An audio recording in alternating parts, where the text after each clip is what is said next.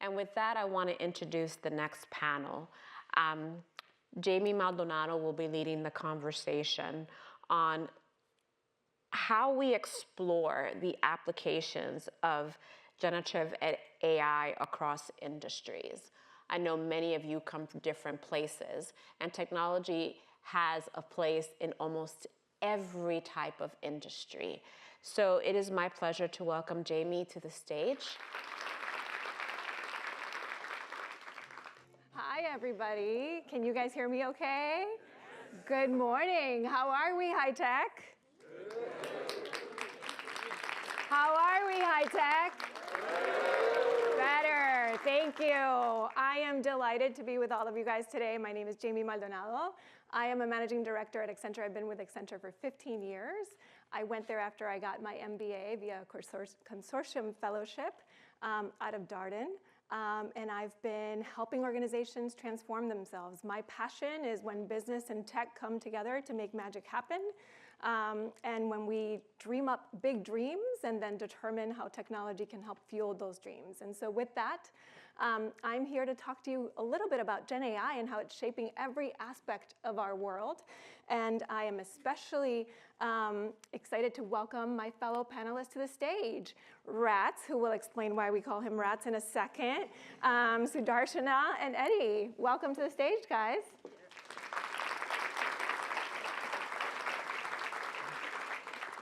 So as we get going here, I think, the first question to all of you, so everybody gets to know you a little bit more, is what excites you the most about this era of Gen AI that we're in? We were talking a little bit earlier, and I think for me, it's all about how pervasive and embedded in everything that we're doing Gen AI is right now. I can't remember a time of such rapid change, of such exciting times where really a new technology permeated every aspect of our lives.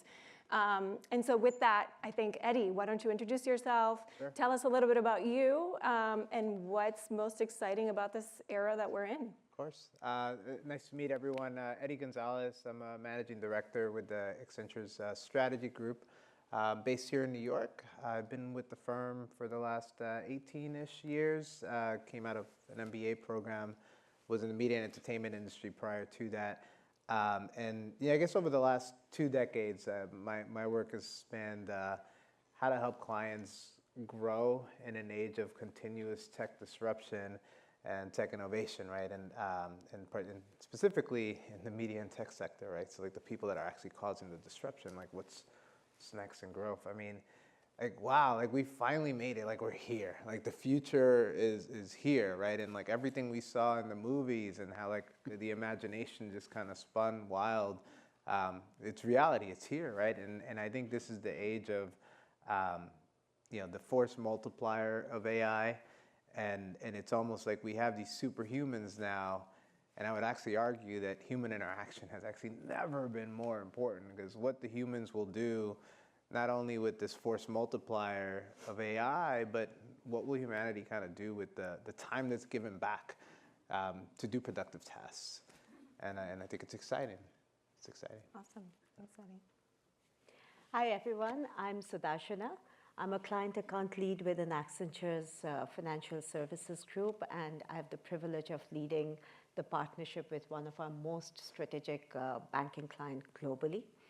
So in my role, I talk to a lot of business, operations, and technology leaders and across multiple functional areas. And every conversation that I've had in the last 12 to 18 months, it's been around Gen AI, if not about Gen AI only, right? So very excited. I think I live and breathe the banking and cap markets world, but in terms of what's most exciting to me, I think I step away to think as a mother, and I think we had some introduction there as well. I'm really curious to see how it really revolutionizes the education system. I have 2 kids, distinctly different, and the whole personalization in learning, I think, is really interesting to me. I don't have a lot of domain knowledge, but I'm really excited to see what's coming there. Great. Rads? Hey everyone, I'm Dr. John Ratzan, and I'm a Senior Managing Director at Accenture. In this context, I lead our FS, Financial Services US Data and AI business. I also lead one of our leading banks, not the bank that Sudarshana leads, but another one.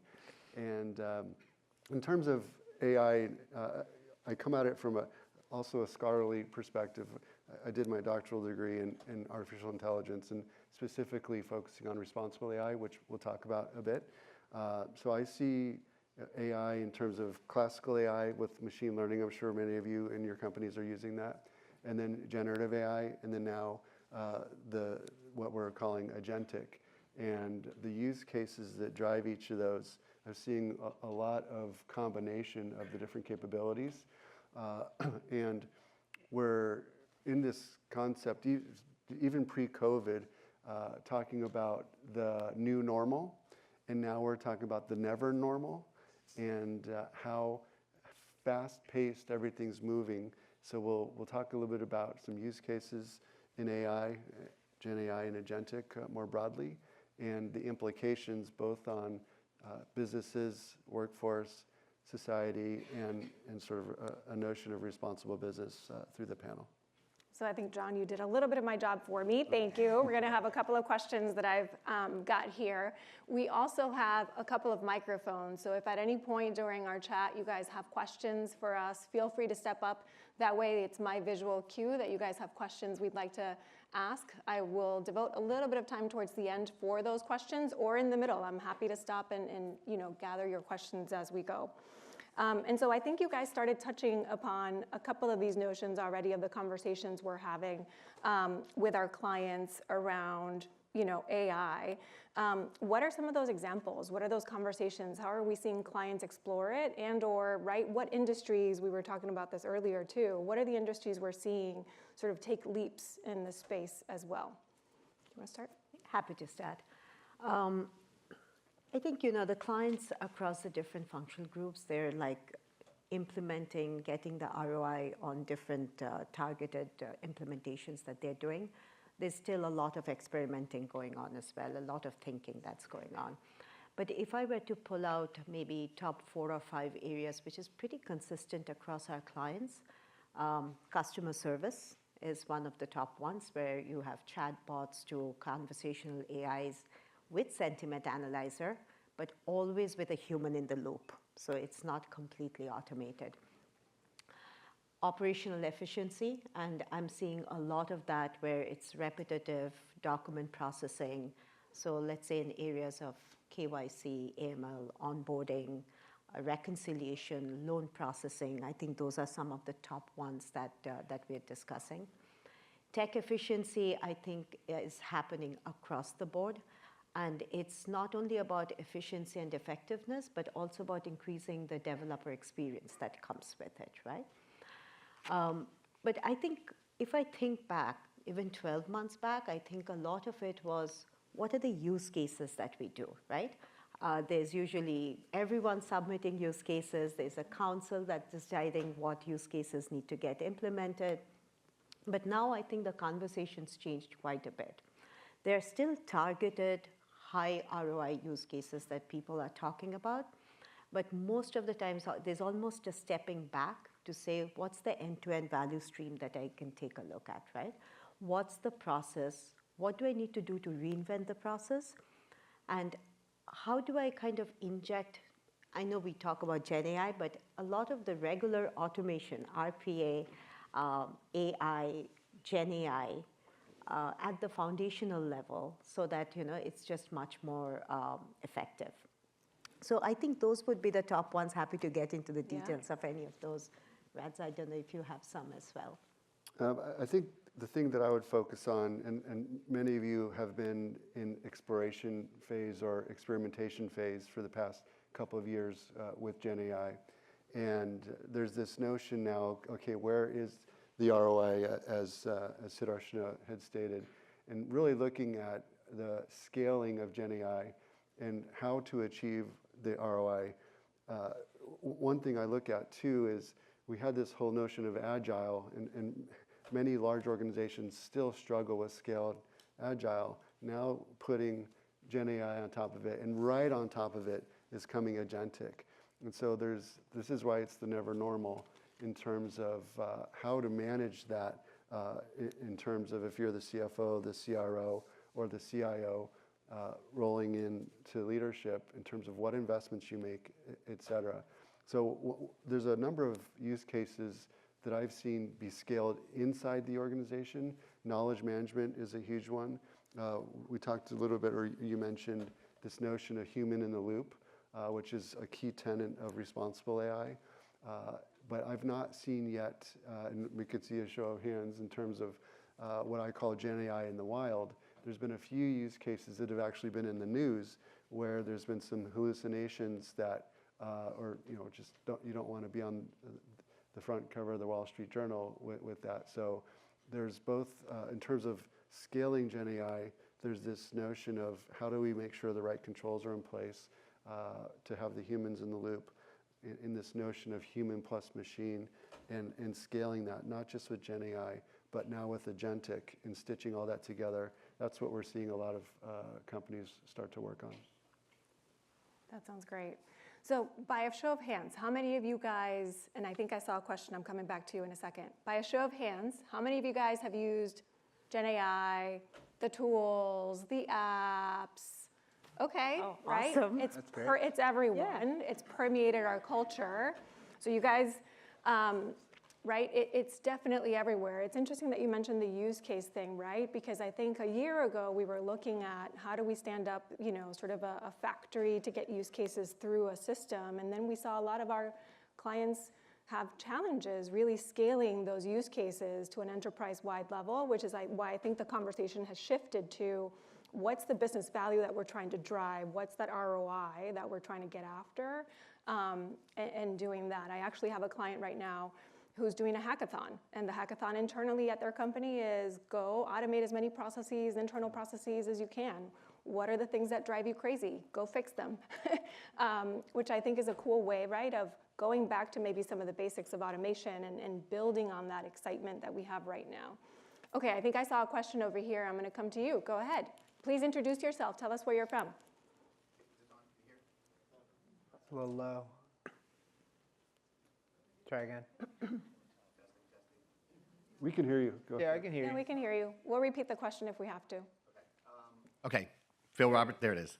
Phil Robertson, Kyndryl, HITEC partner. Very glad to be here. Question regarding the AI, and this is something that you may be focusing towards your roadmap, but use cases seems to be one of the most prevalent ways of starting kind of the discussion and then the focus and development. What about personas? I mean, we have it where, again, you're going to start with use cases. That's very basic, I think. But is there a focus with your team and development of specific personas, whether it's departments, whether it's organizations within? I think that gets a little more granular than from the use cases because you can get more specific. So just wanted to hear your take if there's a thought process with that as well. Go ahead. Go ahead. So I think there's like the evolution of like the whole space, and more than anything, I think it's the enablement of the people, right? So like the personas, but then how do people use it, right? And I think the only way as individuals that we can get really comfortable is just use it in your everyday life, right? So that way when you slowly find ways to bring it into your work.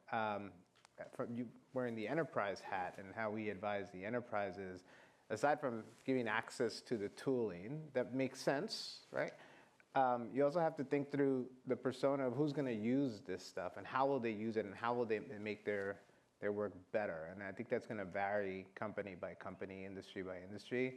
Internally, we've gone really aggressive, I think, in the last, let's say, 6 to 9 months on how we use some of these Gen AI tools.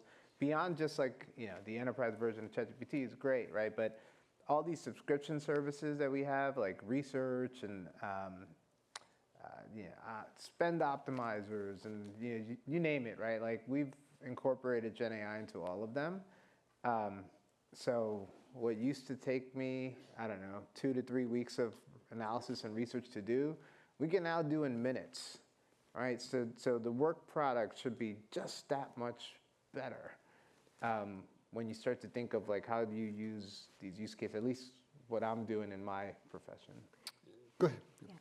And it's a great question because it is coming up. Like, for example, we were having conversations around a lot of personalization in financial advisory and wealth. And the whole persona is a very important thing because even within wealth, it's tiered, right? Or there's another project I'm working on which is around, best-in-class lead generation and closing. And again, it's the end-to-end mapping of the process and the people that's pretty integral in terms of what we are designing. So I think that's coming into play. I think the Gen AI piece is more in the how, but the why and the what is also important questions that we have to answer. Great. Let me just add one point, and thank you for the question. We are seeing this notion of personas and/or actors, if you will, digital actors. So if you think of a traditional org chart, and this is really the revelation for me in terms of thinking of an org chart in terms of work output, right? So in yesterday's org charts, it was comprised of humans. But if you then shift to look at work output, today's org charts or tomorrow's org charts are going to have some digital capabilities in there. So those actors and personas have to be defined, to your question, in terms of what is their work output. So in terms of, am I an approver? Am I an optimizer? Am I a collaborator? Am I a summarizer? Right? So if you just take some simple use cases of what Gen AI in the notion of agentic capability can do, they're doing specific tasks. Now, as we elaborate upon that notion, we get into roles. So there's a big difference between roles and tasks. Roles are comprised of a series of tasks.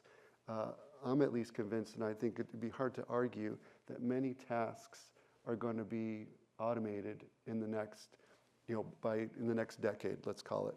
We don't know exactly how fast, but certainly by 2040, a number of tasks are going to be automated. But the roles will continue to evolve. For just stating some simple ones, this notion of prompt engineer was non-existent even a couple of years ago, right? Prior to that, the notion, when we all started our careers, the notion of Scrum Master was non-existent, right? And this role called responsible AI, human in the loop approver, and things of that nature. So we are seeing some digital agents start to comprise parts of org charts to accomplish work output, but then we're seeing new roles from redeployments in terms of what is needed in this state of work.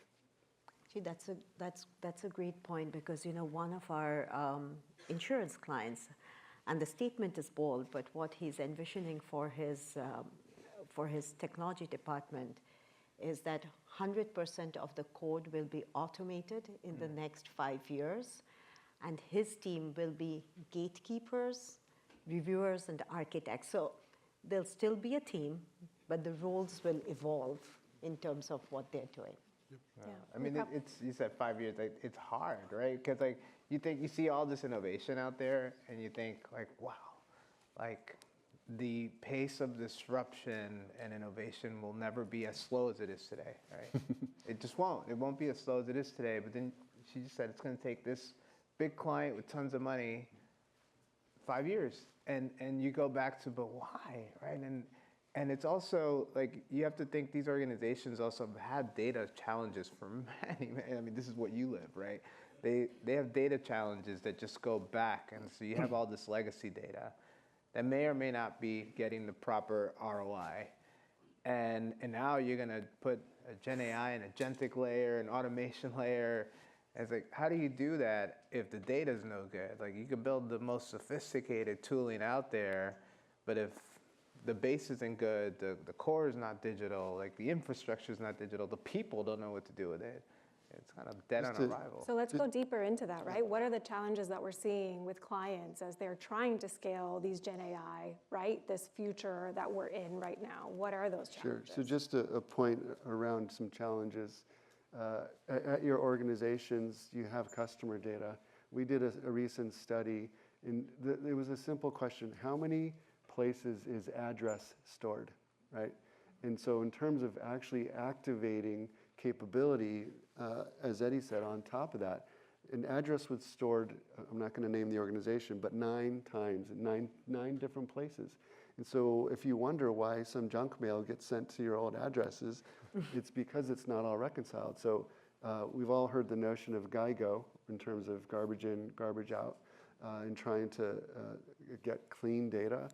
It's, as Eddie said, it's a major piece of our work in terms of enabling what we call the digital core, which is cloud, data, AI, and security, just as the foundation to be able to actually put application functionality on top. So just a simple example, you could go ask your chief data officers, how many times is address, or how many places is address, customer address stored? And they probably, one, can't answer the question, and two, they probably don't want to. Yeah. But you know, the other aspect of this, which is kind of becoming quite front and central to the conversation, is that, and in fact, I was talking to one of the business heads for my client, that the technology is coming at them faster than they can adopt it. So there is this huge amount of change management and workforce reskilling that is needed. It's a difficult problem all around, right? It's not just about, yes, the data, the foundation, the Gen AI tools, great. But to really get to the scaled ROI, I think that adoption piece is becoming extremely important for important topic of discussion as well. So let's go deeper into that, right? That was one of the questions. Like, how do we equip our workers? How do we help our organizations truly absorb this level of change, right? We just talked about how we don't even know the new roles that, you know, the new jobs that we're going to be creating as a result of Gen AI. But how are we seeing our organizations equip their workers, right, to be effective in this new world? Yeah, well, I mean, I think giving the access to the right tools is important, right? Because there's going to be a fair amount of experimentation that us as workers just need to do, right, to get comfortable. But then also as we get better with time, like teaching and training, like not only providing the tools, but also teaching and training. And you know what, the culture of different organizations may or may not be susceptible to that much change that fast. You know, people like the old way of doing things. They just always do because it's always comfortable, and change is hard. Change sucks, right? And then it's like, oh, but I always did it this way. And it's like, fine, I'll do it this new way because I'm being forced to, or they're going to dock my pay. And so you have to kind of put some force mechanisms in, I think, the respective systems to get people to adopt it. But I think one of your questions around misconceptions, like I think there's always this misconception of, oh, the robot's going to take my job. There it is, the robot, ready to take my job. And what am I going to do tomorrow? And I don't think it's that the robot's going to take your job. I actually think it's the worker who knows how to use AI will absolutely take your job tomorrow, because those that know how to use these tools effectively can produce more output. And I don't think it's a misconception of like the robot's coming to get us. They can't, right? There's still an element of human intervention, human emotion that's difficult to replicate, and complex problem solving of connecting the dots. Like think about like you said garbage in, garbage out, right? And you have all these complex data sets, right? So who's gonna be logical enough to say, maybe it's the same person at the same address, and it just, we just keep, like, you still need some level of logic and reason, I mean, again, I totally agree with that, and we've been talking about that it's a bit of the carrot and the stick through this phase. And, but, once, what we're noticing is once people are using it, I mean, no one really wants to summarize a document. No one really wants to write up meeting notes, right? Like, these are just simple things. And since we are sitting in the city office, I just talked to someone at breakfast who was telling me, I think Citi has Citi Stylus, which actually helps you summarize. And she was telling me how she's actually taking all the regulatory reports that need to be put together, and Stylus is a big help. And it's that shift that happens, and then you start seeing the benefits. None of us like doing repetitive, boring work, and that's when I think the adoption increases. I also met with some of very senior HR folks within my client organization. And there's a lot of thinking around, how do you personalize and contextualize the training? How does it fit the different personas who are getting trained? So, and again, GenAI is helping with that as well. And I think that's possibly going to be a way forward in terms of really getting the organization skill in terms of reskilling. Yeah. Those are both great points. The only thing I would add is that the evolving sort of skill set is the ability to learn new things fast. Mm-hmm. And I think we also need to acknowledge, to your point, Eddie, it's difficult, but things are moving even faster, and they're going to continue to move faster. It's uncomfortable for sure. And you made a point around education earlier. And I think one of the big questions for me, I have a 9-year-old and a 7-year-old boy and girl, and what is college going to look like for them in a decade? I think about it all the time, but what we're trying to do is prepare them to be continuous learners, such that as the capabilities, technologies continue to evolve quickly, they're able to adapt to those quickly. And the point around when we talk about my role in an organization, as we just discussed a little earlier, that role is not static. The role is evolving. Mm-hmm. And so even if there were no change and you didn't have to adopt to new things, that role is not going to be the same as it was 5 years ago, just because of the dynamic nature of work. And so I do think a critical skill set is the ability to learn. And it is uncomfortable. I think we all need to acknowledge that, but it is the world we live in today.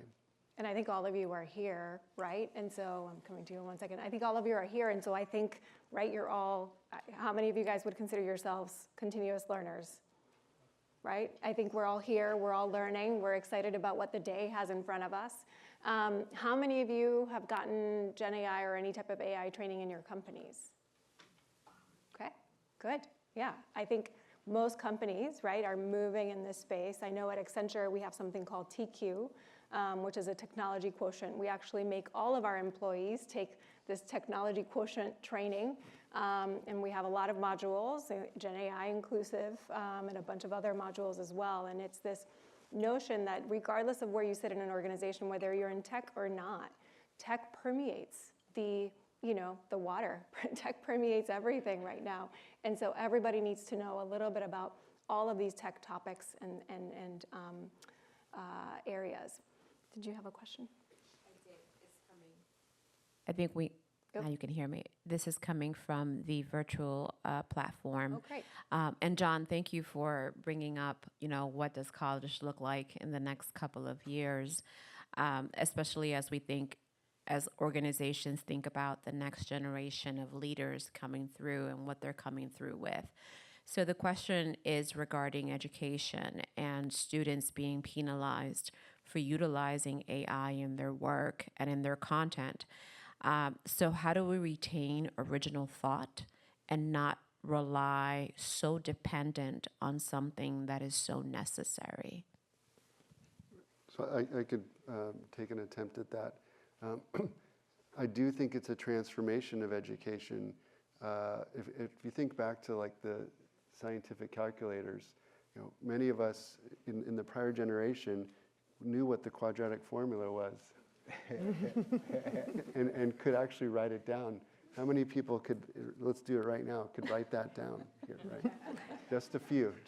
I don't even remember phone numbers anymore. Minus AB, square root, XYZ, whatever. It's because now one would argue that's not a critical skill these days. Again, I'll just use an example back to my children. They don't see the point of learning cursive writing, right? But we're forcing them to do that because it's always been done that way. So I think there is, when it comes to Gen AI, my personal opinion is that we should embrace it versus outlaw it. Now, it requires, and I'm actually a professor of AI at a college, and I tried to embrace that capability because it is a bit like a scientific calculator, although it's probabilistic and not deterministic. We can talk about that later. But writing an essay these days shouldn't be the task in terms of the grade, because that can be done automagically, largely for you. But the task for the student is to understand the exam question, have the technology write the essay or respond to the question, but actually the grade that they get is the thinking about what was written and what their perspective is about it. So I think this is why the AI capability is pervasively impactful across society, for business, for humans, for families. But I think trying to say you can't use that to enhance your essay is the wrong direction, and we need to evolve our roles, even in that little scenario, just as we talked about earlier, in terms of the roles that we play. It's a higher order task. Instead of the rote writing of the essay, it's the reflection on what was written from crowdsource of all the best thinkers ever, which is pretty powerful, right, in that essay. But then what's your personal perspective, and be able to convey that differently. That's what the grade should be. So that was a long answer, but I think it changes our whole notion of how we're teaching and learning in society. And I think it comes back to, coming to you. And I think it's fair to say that we actually don't know all the answers to what it's going to look like, right? There's so much debate about should we learn how to code or not anymore. But we have tools that can go in, look through code, reverse engineer it, put a BRD out, test it, everything. But you can say that as long as you understand the business, it's tested, you can see the outputs. But you do need those gatekeepers, at least as of now, to say, is it spitting out the right thing? Are there loopholes in the whole thing, right? So I think it's really evolving, and that's what the daily learning that we are all going through. Yeah. So same with education and other fields. I'm excited by what the youth are doing with the technology. And my kids are 7, 9, and 13. And I feel like the amount of creativity in these little minds is just amazing. Like what they're able to do. It's like it's taken for granted at their level that these tools are just available, right? So it's just part of their learning process. But yeah, you're right. I think the education system will have to catch up. On a lighter note, though, these kids are tricky.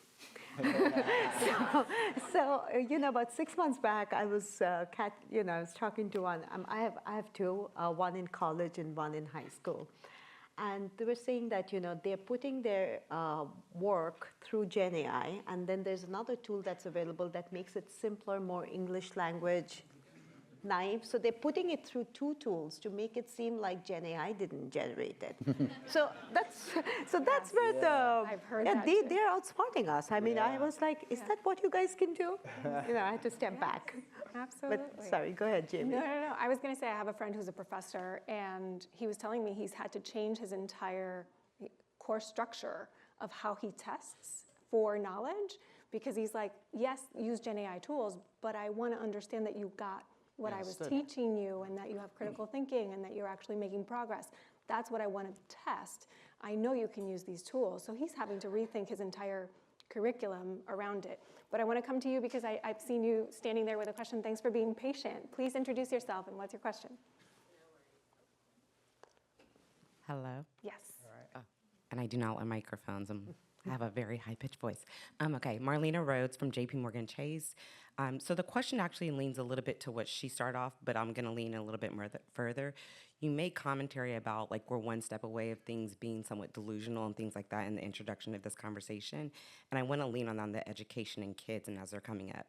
I know in the corporate sector, we're being good corporate citizens and having integrity on the way that we produce these things so it isn't just the wild and how we utilize it. However, when we think about it in the education system and the kids coming up, how do we make sure that integrity is not only withheld with them, but are also using the strategic thinking of not just being emotionally influenced by what Gen AI has produced for them, but them actually having their own sound thought about exactly what it is that they're digesting.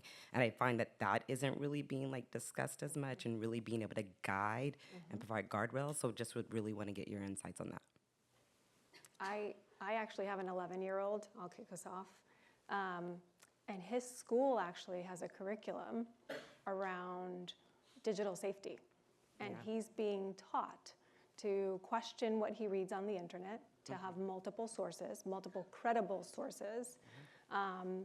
And he's writing an essay and doing presentations and having the critical thinking that I think is going to be so important for us, you know, for our kids going forward. I think we need more of that in our educational system, personally. I'm glad they're doing it. I don't even think it's enough. I worry about what he sees online. I worry about the access that they have these days. It does keep me up at night sometimes, right? It doesn't help that Netflix has a scary thing about a boy that I have not watched because my heart can't take it. But it's scary out there, and how do we teach them to think critically about what they're seeing, and how to, know that that's for entertainment, or they're doing that, right, for views, and it's not the real world. But I do think, coming back to education, I think we need to have more of that curriculum in our school systems that teaches our kids how to use this ethically and responsibly. And that was going to be one of our questions, right? How do we, not just at the corporate level, but maybe to your point, more on the everyday educational, right, for everyday life? How do we make sure that this continues to be as ethical and responsible as possible? Can I just add one last part of it? It's also the aspect of the social media piece. Yeah. I think that's the layer that I want to bake into this, because there's a lot of like false and not necessarily accurate, but the normal eye is not going to know that it's false. And I think that leans heavy to this conversation. 100%. So there's And everything else. There's a book that was written by an NYU professor. It's called The Anxious Generation. I don't know if anyone's heard of it. But it's like, it's a must read for any parents or future parents, because what he does is he breaks down the generations by the technology that was introduced and explains the impact that technology had on that generation of children. And we've moved from like the computer to the internet to the mobile phone to the smartphone to the social era, which is the era that is just we have kids that are walking around with anxiety at an all-time high. And there were no guardrails at this stage put in place by the tech companies as to how to use this stuff. And now the cat's out of the bag, right? And so now there's like good stuff, bad stuff, fake stuff, real stuff. Like, it's all just melded, and it's immediate. And how do we protect our kids, right? And so he talks about probably some extreme guidelines in terms of like when you should, when the human brain is actually old enough to comprehend the use of a smartphone, which I think the age he put was like 16 or something like that. And then he said social media, 19. So think about that. You guys have kids, right? Like, and 19 until the human brain knows exactly how to comprehend like social media. So you get exposure to that before, and you're almost not ready for it, right? And then you start with all like the cyberbullying and all this stuff, and now enter like the AI stuff that can quickly create fake stuff at the blink of an eye, right? So I think it's a really complicated world, but to your point around responsible AI, like I think we have a responsibility as a society to help these kids along, because I think it's more dangerous than it was before, and give them his main point in the book, and not that I'm out here promoting his book, but do you get royalties? I don't. He enforces the need for unsupervised outdoor play at an early age, because human interaction, his point is never more important. And these kids will succeed in life when they know how to deal with different emotions, resolve conflicts, solve problems. And the AI and social media and internet, they're not going to teach them those life skills. So we're going to enter rapid fire answer, question and answer, because I see 3 brave people up trying to ask questions. And so we're going to try to hit as many of them as we can. Before I go to the next question, how many of you guys can spot a deep fake video? It's hard. Congrats. It's hard, right? It is hard. Okay. This is not an Accenture, advertisement, but go search how to spot a deep fake and Accenture, and you will find a little toolkit for how to do that. I encourage all of you to read up on that and get smart on it. Okay, who was first? You guys help me out. Okay. I think I was first. I am Alexis Langagne from Softtech. So my question is, with Gen AI, we're getting more and more answers, eventually more accurate answers to more questions. But most of the time, Gen AI cannot tell us its quote-unquote thought process, how it got to the answer. So as human, do we have this situation where we're going to get more knowledgeable because we know more answers to more questions, but less intelligent because we don't know the rationale to get to those answers? The critical thinking to get there. Yeah. I could take that. Yeah. You raised a great point, and there's a notion of explainability, which is kind of the core notion of responsible AI. And I think that the lack thereof is the knock-on effect is we don't really know how things work ultimately, right? And so just back to my example with the scientific calculator, we've lost a little bit of that core skill set, math core skill set, right? We're going to lose a little bit of a lot of different things. The question is the trade-off what we desire? And the thing I always go back to on AI, it's actually reassuring. We, the humans, are still in control. For now. But it's our decisions over the next decade or 2 or 3 that are going to be really important. So I think explainability is key, and we should not lose, because of the opaque box, the notion of how things actually work.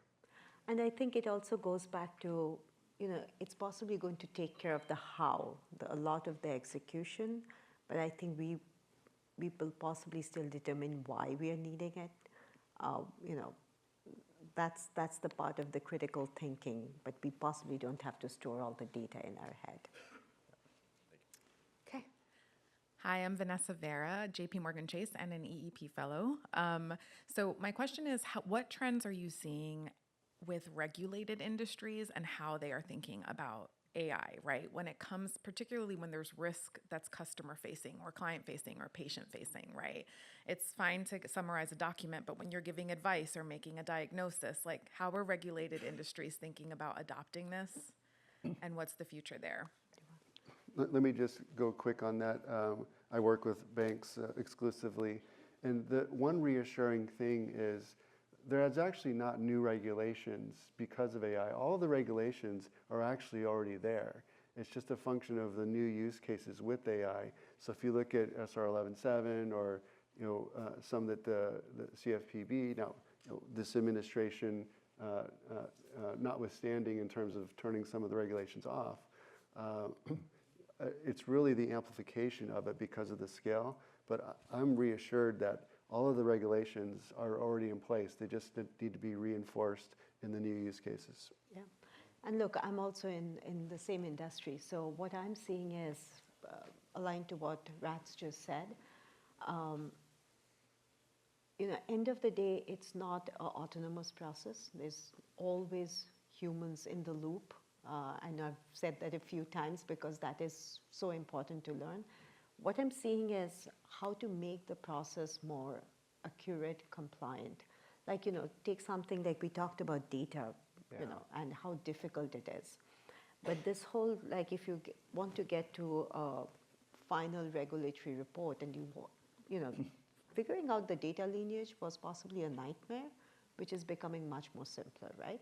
So I think it's a question of how it's currently being used. Of course, we don't know how it will be used in the future, but that's what I'm seeing in the regulated industries. Like, they're using to be more effective, more efficient, but it's not a full end-to-end autonomous process. Plus, a lot of this data is like, it's holy grail, right? It's locked in a vault and you're not supposed to use it. And all of a sudden, in order to get the most use of the AI, you need access to this data. It's like, wait a minute. But we said we would never give anyone access to this data. So how do we open up the right levels of data and then sequence the data so we know what should be top secret and what's okay? I'll tell you one flip side, though, that I have. It's not a flip side. It's actually what we need, but we have to get better at it.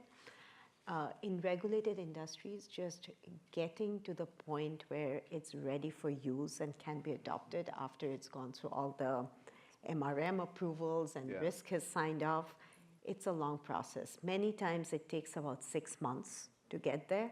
And with the pace at which technology is going, I mean, in 6 months, we need something different. Something else. And so there is a lot of thinking that needs to be done. And what is interesting is when I used to have meetings, maybe only with business or only with technology. More and more, I'm seeing that even from my client side, the representation is across business, technology, risk. They're actually coming together. So there's like almost a shrinking in terms of what those pods are that's deciding and executing, and what kind of roles and skills you need so that it comes faster to us. Thank you. Okay, one last question. Hi, Sandra Mosquera, JP Chase, and I promise you we were in trying. I'm going to take back the conversation to responsible AI. When, as a technologist, I'm super excited. I don't have doubts that adoption is going to be really fast, like the internet or the cell phone. But when do we, in our roles, tell our people, don't use it to summarize an email because it costs this much, right? Because then I have to think about my community, where I come from. They're not going to get a ChatGPT use case in years, but they're going to get the impact of how much it costs for me to just say, hi, thank you for this. You know what I'm saying? So the conversation that I don't see right now is, yes, you can use it for many things, especially repetitive, boring stuff, but don't use it for that. Use it for complex, that save actual time. And that's, I guess, what I'm not seeing right now. Yeah, are you saying from a sustainability perspective? Yeah, from environmental perspective, Right, from exactly. communities that don't have access to it, to, like, yes, we're incorporated, and yes, we want people to do a lot faster, but how much does it cost to our world, right? It's a huge concern. While costs are coming down, the environmental impact is large. And I read an article the other day. A lot of people, funny enough, are putting please. So could you please summarize this? Right. And that's the computer doesn't know what that means. It's just a token, right? Yeah. And so just adding please to these sentences is costing the world billions of dollars. Exactly. Yeah. That's a conversation that I don't see, right? Like, let's cut back on the things that we can, because we understand that whether our companies can afford it or not doesn't mean that the work can afford this many people using it for this many unimportant things. Yeah. Years ago, I sat in I think it was a connected car conference for my client. And everyone's out there talking about what the smart city's going to do and the intelligence at the edge and how every corner, and we're kind of there already anyway, but like at every corner, there was just going to be so much intelligence at the node and what you were going to be able to do with it. And then AWS took the stage. And they were like, hey, this is great, guys. I love the visions. I'm assuming you all have budgets to pay us for the storage and compute that would be required to power all these use cases, because to your point, that's a lot of compute and processing power that someone will eventually have to pay for, right? Which right now we're still kind of in experimentation phase, but I think there needs to be, I don't know if regulation is the right word, but just some rationalizing on how to use this stuff more effectively. But I think, to bring us full circle back to where we started, right? What excites me most too is there's a whole value chain here of what AI is going to do, what it's going to push us to change and do better. What if it helps on the energy side of it too? What if it pushes us to find new energy ways, new ways to be more efficient with our resources, right? So that we can power this new technology in a way that does not mean detrimental downstream implications for others, right, across the world, which I think is your point. But thank you for your question. Okay, everybody, I am getting the boot out of the stage. I am very thankful for all of your time. Thank you. Thank you to HITEC. Thank you to Citi. Thank you to my fellow panelists. We talked about a lot: sustainability, kids, the future of this thing, books, and even go find about deep fakes and go get trained. But thank you for your time. Thank you. Take care. Thank you, Jen.